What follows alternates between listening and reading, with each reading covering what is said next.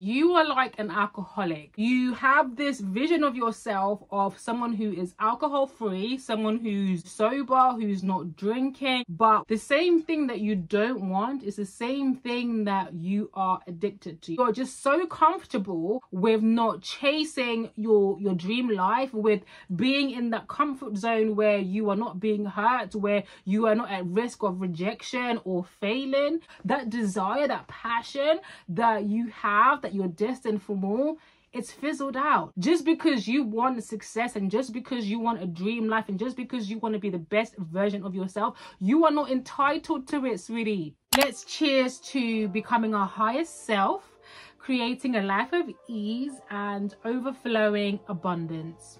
Hi lovelies, welcome back to my channel. Today we're going to be having a bit of a chit chat. I got my drink here with me, okay? So we're going to be sipping and just keeping it real, because I feel like a lot of people don't have truth tellers in their life. Like, you know, those people who just keep it real, who say it how it is, who are honest with you because they care about you and they want the best for you. And my mom always used to say to me, God rest her soul, that people who are not honest with you don't care about you and they don't want the best for you. And I remember when I was, you know, in my teenage years, hitting puberty, and she would sit me down and talk to me about, you know, feminine hygiene. And she would say, if I don't tell you that your nun is smelling, okay, then I don't love you. Then I haven't done a good job as a mom, and I don't care about you, because you're going to get an infection, okay? You're going to be Miss Smelly Pants, okay? You're going to repel people and you're not going to get a man, okay? So I have to be honest with you and tell you the things that you don't want to hear, or the things that are going to hurt your feelings, because I care about you, because I want the best for you, so you can change, so you can grow and you can learn. And that's what I want to do for you guys, because I genuinely want you guys to win. I genuinely want you guys to, you know, create the dream lives that you want and to be the best versions of yourselves. So that means that I need to be your truth teller and tell you things that you necessarily don't want to hear, that might hurt your feelings, so you can learn and you can grow. This video is actually inspired by a conversation that I had with a friend yesterday. We've been friends for as long as I can remember, for years, right? For as long as I can remember, you know, my friend has always had big dreams, okay? She is a visionary just like myself, okay? I think she's actually a water sign. And you know us water signs, okay? Shout out the Pisces out there. We love to dream, okay? We're up in the clouds, we stay dreaming. She's always felt that she was destined for more. Like, she always felt like, you know, she was living a life that was not hers. Even when she spoke, it was just so inspiring. You know, she spoke as though she was her future self. You know, I can't wait to drive this car and to live in this house and, you know, buy this bag and prove everybody wrong. That's something that she always used to say. I can't wait to prove everyone wrong who didn't believe in me, who doubted me, who didn't have faith in me. Her dream, her biggest dream actually, was to be an actress. Like, she always spoke about how she was going to be in these Hollywood films and, you know, the kind of films that she was going to act, the kind of actress that she was going to be. And she was talented, oh my gosh. Like, she had, well, not she has so much talent, and she had this plan of how she was going to get there. So she said she was gonna start a YouTube channel, right, and just to be more visible, okay, and grow an audience, in the hope of being spotted by, you know, a talent scout or an agent. And the other benefit of having a YouTube channel for her was going to be generating income, so she can invest in herself, to go to acting classes, to build a portfolio, to get an agent, to get a manager, and all these things. That she had a plan of all these things that she wanted to do. And every so often she would, you know, be serious about her YouTube. She would, you know, be consistent for like a month or two, and then if the views weren't viewing, okay, as it is here on YouTube, she would, you know, become disheartened and she would stop. And it would be like a cycle. For the last, I don't know, 8 years, this has been a cycle where she would start and stop, okay, but at the back of her head she's still like believing, she's still visualizing, she's still manifesting. And like I said, it's been 8 years and this has been a vicious cycle. So yesterday we were having a conversation, and again, the same conversation that we have all the time about, you know, her dreams and aspirations, and like how she can't wait to be this best version of herself and live this life that, you know, she wants for herself. She was talking about how this time round she's gonna go back on YouTube, and I think she spoke about actually going on TikTok as well, because people say that you grow quickly on TikTok. I actually need to get in TikTok, guys. That's a whole nother story. But anyway, so she had this whole plan of like how she was going to do it this time round. And I just looked at her and I said, you know how many times that you said this in the last 8 years? Do you know how many times you have started and stopped? And then she just looked at me like dumbfounded, like, what are you talking about? And I said to her, you are addicted to a hard life. And the analogy that I used to explain to her why she was addicted to a hard life really hit home for her. Like, I could see in her eyes like it was just clicking, like she had a light bulb moment. And when I saw that it had clicked in her, I was like, I need to come on here and give the same analogy to you guys, because if it's clicked for her, then I know damn well it's going to click for you guys. And I said to her, you are like an alcoholic. You are aware of the fact that drinking alcohol excessively is a problem, and you've known this for years. So you have this vision of yourself of someone who is alcohol free, someone who's, you know, sober, who's not drinking, and the life that you would lead if you were not addicted to alcohol. Like, you visualize that you want that for yourself, and you've also explored, you know, how you can stop and how you can cut down. You have researched on detoxing and rehab. You've potentially even gone to see a doctor who has explained to you and given you help and resources. And when I said to her, the same thing that you don't want is the same thing that you are addicted to, okay? You don't want to live paycheck to paycheck. You don't want a stressful life. You don't want to have low self-esteem. You don't want to compare yourself to other people. You are stuck in the contemplation and the preparation stage. This is a motivational interviewing technique that's used in alcohol addiction.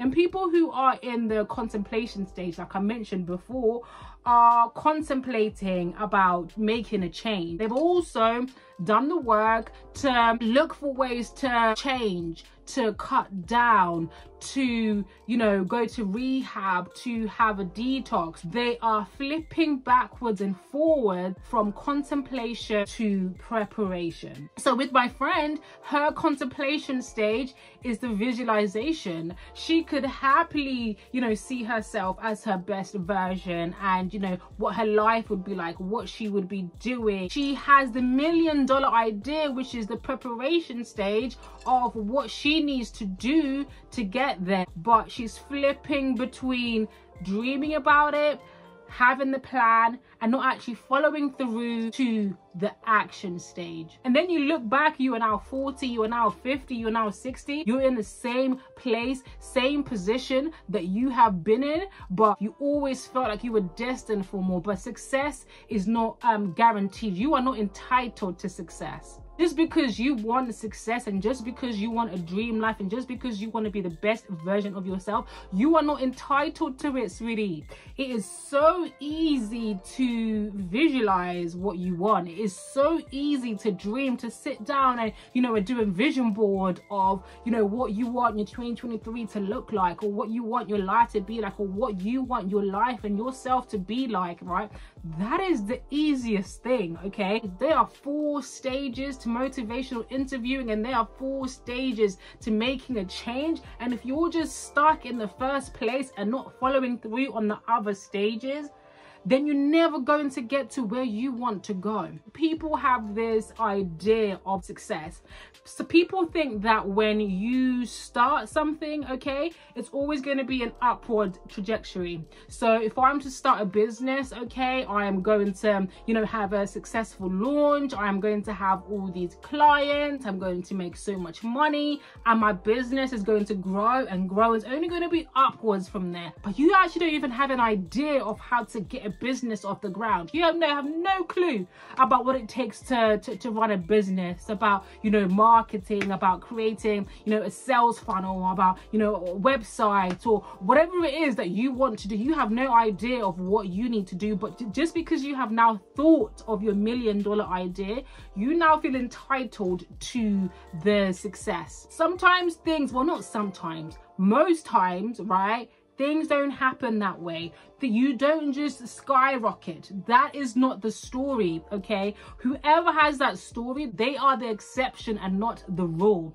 The rule is that it's going to be like a staircase where you kind of have an up and then you have a plateau. You kind of have an up and then you have a plateau. You might even go down. It's the same thing with someone with an alcohol addiction, right? When they realize that just because I've checked myself into rehab today, it doesn't necessarily mean that in the next 3 weeks I'm now going to be sober. You're going to have physical reaction of you not drinking alcohol, which is going to be so painful that you're gonna want to go back. If you had started drinking alcohol because you were trying to numb yourself of the pain of life, once you become sober and you realize, oh my gosh, I completely hate my life, I have ruined my life, I don't have anything in my life, it's going to be so comfortable to dip back into drinking again. So realizing that just because you might have a relapse and just because you might fail, okay, it doesn't mean that you can't start back up again, right? But as soon as people have that dip or they have that plateau,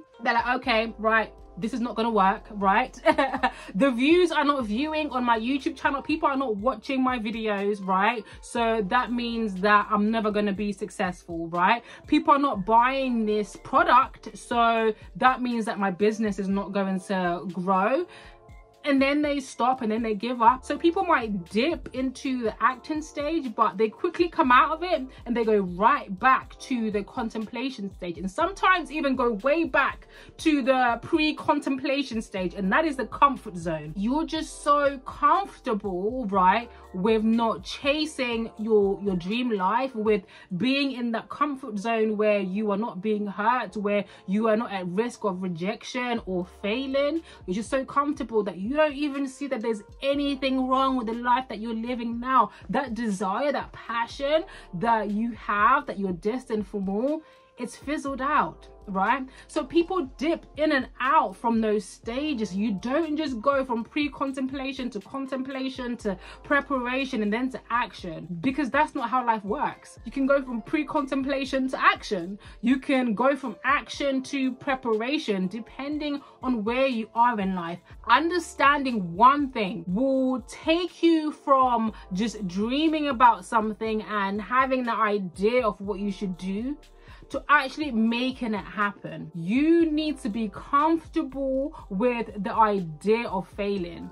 You need to be comfortable with knowing that life does not have an upward trajectory. Things take work. Things also might take time. When people actually lean into fear, when you lean into the idea of failure, this is when you become resilient. This is when you become motivated and become disciplined and remain consistent, right? And you're actually able to reach your dream desire. You need to experience the dips, you need to experience the failures and experience the fears, but do it anyway. That is how success is brewed. For you to overcome this addiction, this disease of a hard life, that is the step that you need to make. Right now, you are just on a bridge. You are just on that tithering backwards and forwards from that bridge, and you're not able to cross through. What rich people won't tell you, what successful people won't tell you, is that it all starts with the mind. The reason why sometimes it could take someone 5 years or 10 years to build a profitable business, or to, you know, become successful in whatever they put their mind to, is not because they necessarily don't have the blueprint and the strategy. It's all there. The information is out there for people. In order for you to be in a position where you can actually go for what you want and you can consistently do that, you need to work on your mind. Is there things that I have witnessed growing up, or that's happened to me growing up, that has shaped the way that I see myself, the way that I see other people, and the way that I view the world, that's made me incapable and unable to shake off this resistance of going after what I want and doing more.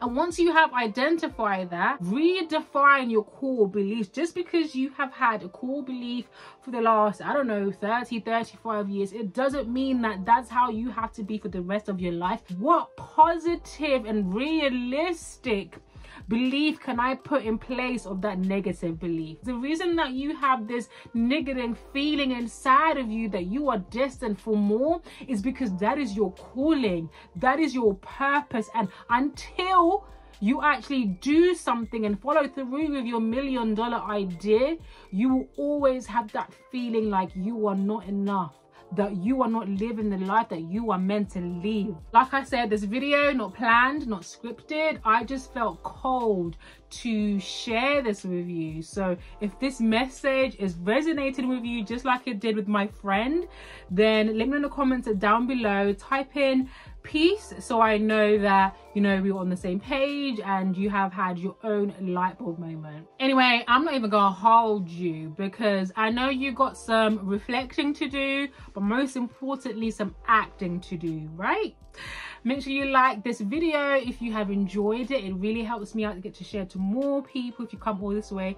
Thank you so much. Thank you for joining me on this chit chat. Okay, make sure you subscribe to my channel, press that notification bell so you don't miss out on any upcoming videos. Make sure that you watch this video here that YouTube is recommending to you, and I will see you guys in my next video. Bye guys.